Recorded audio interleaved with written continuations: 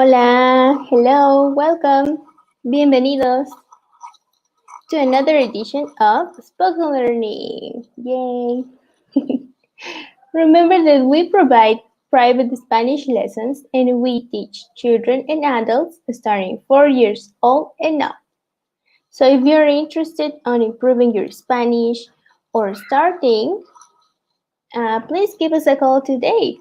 Our number is 1-832-413-3166.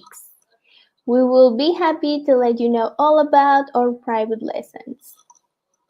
Today we're going to talk about imperative o imperativos en español.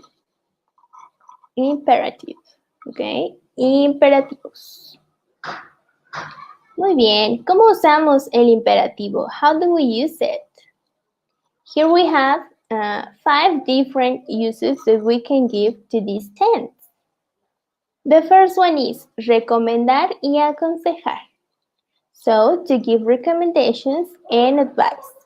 One example is camina durante 30 minutos or walk during 30 minutes.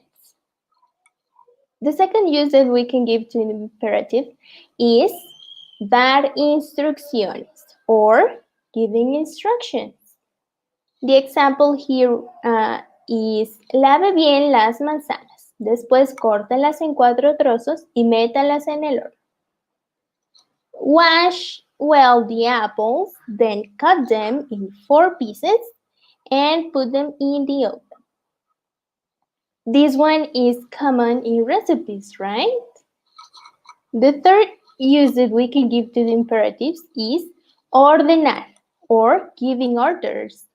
Lávate las manos y pon la mesa. Wash your hands and set the table. Okay? The fourth use that we can give it is mensajes publicitarios or advertising. For example, ven a nuestras tiendas y disfruta de nuestras ventajas. Come to our stores and enjoy the advantages. And the fifth use that we can give it is conceder permiso or grant permission. The example that we have here says, ¿Puedo pasar? Sí, pasa, pasa. May I come in? Yes, come in, come in. Perfect. Here we have some examples of how can we change the verbs so they are in the imperative tense. As you can see, the verbs, the regular verbs that end with AR, ER, IR, we just need to add a, hemos, haz, en for the affirmative form. And for the negative form, we need to add es, hemos, es, en. That's only for the regular verbs that end with AR. For the ones that end with ER and IR, we just need to add amos, and for the affirmative form and for the negative, we add as, amos, as, and an. Remember again the uses that we give to the imperative. We can give orders, dar órdenes, to give instructions, dar instrucciones, dar consejos, giving advice, and we can also use it to ask for things. Pedir algo. Here we have some irregular verbs for the imperative form. Okay, these verbs are hacer, to do, ir, to go, ser, to be, decir, to say, oír, to listen, tener, to have, salir, to go out, venir, to come, and poner, to put. Remember to study these ones very well. As you can see, the last letters of the word do change comparing to the ones that are regular. So be very careful with these ones. Also, on this table, we can only see tú, you, and usted. That remember, usted is a polite form of you in Spanish. But here we have hacer with nosotros, that is hagamos, and with ellos, ellas y ustedes is hagan. Then we also have for the verbo ir, to go.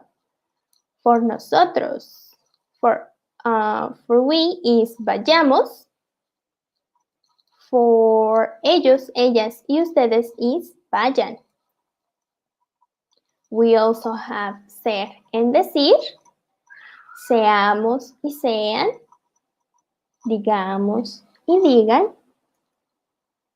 We have oír and tener, oigamos, oigan,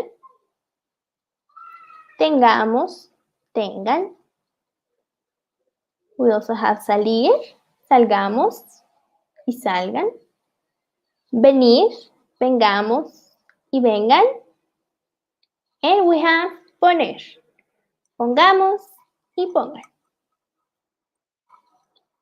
Remember, it is very important to study the irregular verbs for any tense, really, because as you know, and as maybe you noticed already, the conjugation is a lot harder than in Spanish, because in Spanish, maybe you sometimes have to add an S, but in Spanish, you have to learn the conjugation for each pronoun. And sometimes some of them might be the same, but most times they're not. Okay? So remember to pay a lot of attention in your classes and always ask the questions that you have, okay? Because we are here to help you. Remember that we provide private Spanish lessons and we teach children and adults starting 4 years old and up. So if you're interested, please give us a call today. And now it is time to go because I have a class. See you next time. Nos vemos la próxima. Adiós.